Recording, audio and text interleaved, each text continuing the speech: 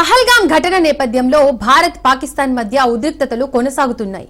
ఉగ్ర దాడికి భారత్ ప్రతీకారం తీర్చుకోవాలని దేశ ప్రజలు డిమాండ్ చేస్తున్నారు. ఇలాంటి తరుణంలో కర్ణాటక మంత్రి బీజట్ జమీర్ అహ్మద్ ఖాన్ కీలక వ్యాఖ్యలు చేశారు. ఆత్మాహుతికి తనకు ఒక బాంబు ఇవ్వాలని, దానిని తీసుకొని పాక్ పై దాడి చేస్తాను అన్నారు. పాకిస్తాన్ ఎప్పటికీ భారత్ కు శత్రు దేశమే అన్న బీజట్ జమీర్ అహ్మద్ ఖాన్, మోదీ అమిత్ షా అంగీకరిస్తే ఆ దేశంపై యుద్ధాన్ని ప్రారంభించేందుకు తాము సిద్ధమేనన్నారు. ನಾವು ನಾನು ಮುಂಚೆ ನಾನು ಹೇಳ್ತಾ ಇದ್ದೆ, ಭಾಳ ಸತಿ ಹೇಳ್ತೀನಿ ನಾನು, we are Indians, we are Hindustani. ನಮಗೂ ಪಾಕಿಸ್ತಾನಕ್ಕೆ ಸಂಬಂಧ ಇಲ್ಲ, ನಮಗೂ ಪಾಕಿಸ್ತಾನಿಗೆ ಯಾವ ಸಂಬಂಧನೂ ಇಲ್ಲ. ಯುದ್ಧ ಮಾಡಬೇಕಂದ್ರೆ ರೆಡಿ. ಅದಕ್ಕೆ ನನಗೆ ಆಸ್ ಎ ಮಂತ್ರಿಯಾಗಿ ನಾನು ಕಳಿಸ್ತಾರಂದ್ರೆ ಹೇಳಿ ನಾನು ಹೋಗಲು ಸಿದ್ಧ. ನಾನೇ ಹೋಗ್ತೀನಿ, ಅಲ್ಲಿ ಯುದ್ಧ ಮಾಡಬೇಕು ದೇಶಕ್ಕೋಸ್ಕರ. ನಡೀರಿ, ಹೋಗ್ಬಿಡುವ, ನಾನು ಹೋಗ್ತೀನಿ ರೀ. ಬೇಕಾದ್ರೆ ಸುಸೈಡ್ ಬ್ಯಾಗ್ ಹಾಕ್ತೀನಿ ನಾನು.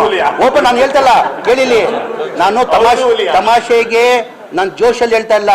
ಈ ದೇಶಕ್ಕೋಸ್ಕರ ನನ್ನ ಗತಿ ಇದ್ರೆ ಸುಸೈಡ್ ಬ್ಯಾಂಕ್ ನರೇಂದ್ರ ಮೋದಿ ಅವರು ಅಮಿತ್ ಶಾ ಕೊಳ್ಳಿ, ಅಲ್ಲ ಮೇಲೆ ಆಣೆ, ದೇವ್ರ ಮೇಲೆ ಆಣೆ ಕಟ್ಕೊಂಡು ನಾನು ಪಾಕಿಸ್ತಾನ ಹೋಗ್ತೀನಿ.